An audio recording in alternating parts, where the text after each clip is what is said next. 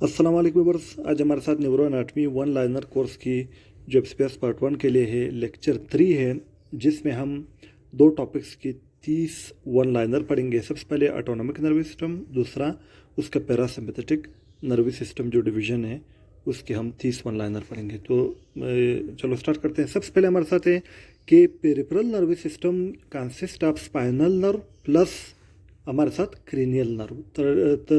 31 pair of spinal nerve, 12 pair of cranial nerve.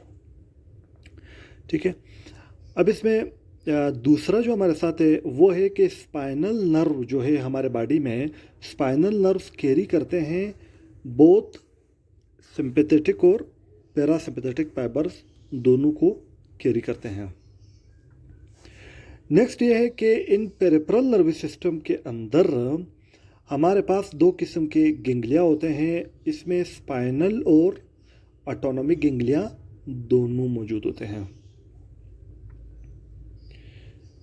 उसके बाद next ये है कि जो प्री गेंगलियानिक ऑटोनॉमिक फाइबर्स हैं वो हमारे साथ जो है वो जिस फाइबर्स की टाइप है टाइप ए बी सी, तो preganglionic autonomic fibre type B fibre है।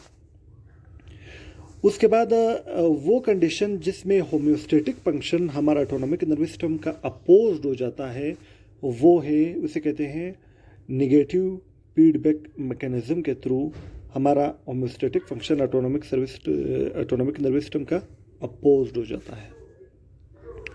नेक्स्ट हमारे साथ जो है यहाँ पे सिंपैथेटिक और पैरासिम्पैथेटिक नर्वस सिस्टम के अगर हम कंपैरिजन देखें, सिंपैथेटिक में जो प्री गेंगलियानिक फाइबर है वो शॉर्ट है और पोस्ट गेंगलियानिक जो है वो लॉन्ग है, जबकि पैरासिम्पैथेटिक में जो प्री गेंगलियानिक है वो लार्ज है और पोस्ट गेंगलियानिक इतने शॉर्ट है कि बाज़ औक़ात गेंगलिया आर्गन के अंदर ही मौजूद है जैसे कि हार्ट में, और पोस्ट गेंगलियानिक फाइबर इतने छोटे होते हैं।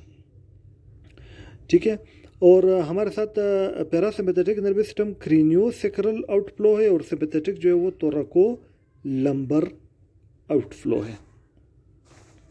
ठीक है, तो इसके जो आगे एमसीक्यूज इसके बारे में हम पढ़ेंगे वो ये है, यहाँ पे बताया गया है कि न्यूरोमस्कुलर जंक्शन जो सिंपैथेटिक और पैरासिम्पैथेटिक नर्व जो हार्ट तक पहुँच रहे हैं, वहाँ पे जो सिंपैथेटिक है और पैरासिम्पैथेटिक है वो किस तरह है कि प्री गेंगलियानिक फाइबर पैरासिम्पैथेटिक के आते हैं और पोस्ट गेंगलियानिक सिंपैथेटिक के, क्योंकि पोस्ट गेंगलियानिक पैरासिम्पैथेटिक के होते हैं, इन्हें गेंगलिया हार्ट के अंदर ही मौजूद है, प्री गेंगलियानिक ही आते हैं। ठीक है, उसके बाद टिश्यू जिसकी डुअल ऑटोनॉमिक सप्लाई है लेकिन वो रेसिप्रोकल नहीं है। आमतौर पर सिंपैथेटिक और पैरासिम्पैथेटिक रेसिप्रोकल है, लेकिन हमारे सलेवरी जो हमारा जो यहाँ पे सलेवरी जो सिक्रेशन है उसमें डुअल सप्लाई है लेकिन एक दूसरे का अपोज नहीं कर रही है। ठीक है, उसके बाद एड्रेनल मेडुला के बारे में कौन सी बात सही है। आमतौर पर जो एड्रेनल मेडुला है हमारा वो क्या करता है, वो 80% जो है वो 80% वो एपिनेफ्रिन रिलीज करती है, 20% नॉरएपिनेफ्रिन, क्योंकि नॉरएपिनेफ्रिन से याद रखो नर्व एंडिंग नॉरएपिनेफ्रिन, नार दोनों में मुझे नर्व नॉरएपिनेफ्रिन। उसके बाद तमाम जो पैरासिम्पैथेटिक नर्व्स है, ठीक है, तमाम जो पैरासिम्पैथेटिक नर्व्स है वो कोलिनर्जिक है, चाहे उसकी प्री गेंगलियानिक फाइबर हो या पोस्ट गेंगलियानिक फाइबर, वो एसिटाइलकोलिन ही रिलीज करते हैं, वो मस्करिनिक रिसेप्टर पर रिएक्ट करते हैं। उसके बाद यहाँ पे बता रहे हैं कि ऑल प्री गेंगलियानिक फाइबर चाहे सिंपैथेटिक नर्वस सिस्टम के हो या पैरासिम्पैथेटिक, वो कोलिनर्जिक ही है, प्री गेंगलियानिक फाइबर।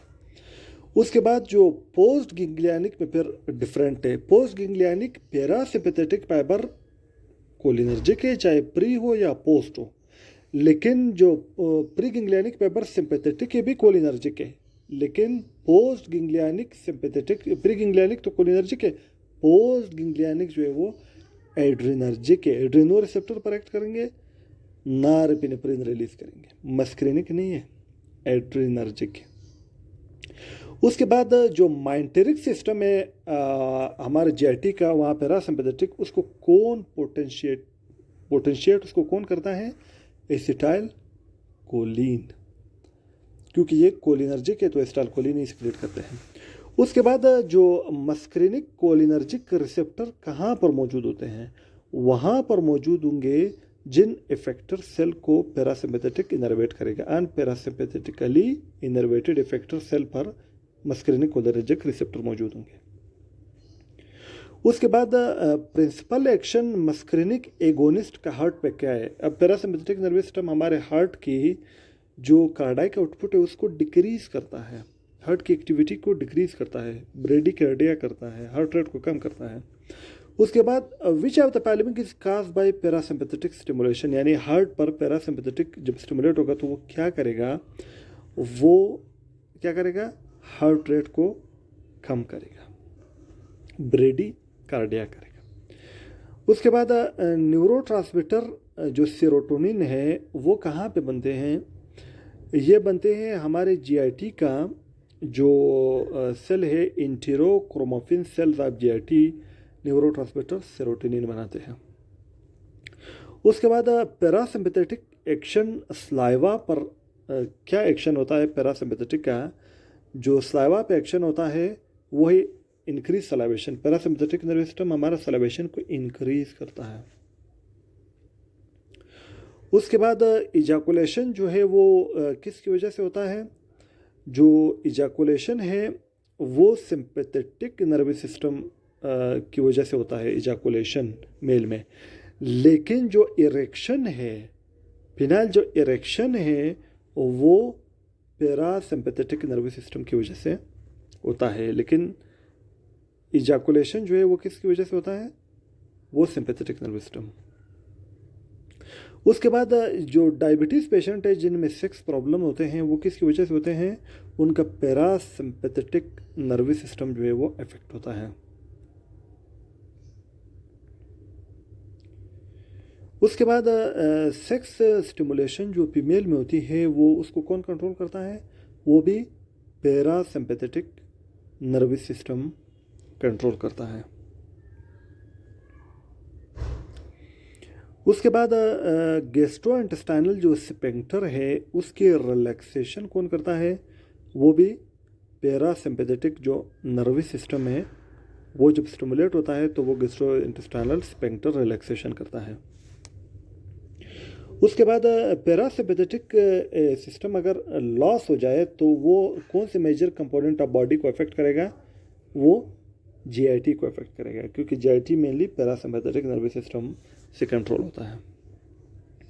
उसके बाद रिगार्डिंग पैरासिम्पैथेटिक नर्वस सिस्टम के लिहाज से अगर हम देखें, इसमें क्या होता है, इसमें जो पोस्ट गैंग्लियनिक फाइबर है वो या तो lie in the or close to the organ, वहाँ पे ये फाइबर मौजूद होते हैं। उसके बाद पेरिफेरल नर्वस सिस्टम जो है वो जीआईटी में क्या करता है, जीआईटी की जो एक तो स्पेक्टर को रिलैक्स करता है, दूसरा सिक्रेशन को इंक्रीज कर देता है।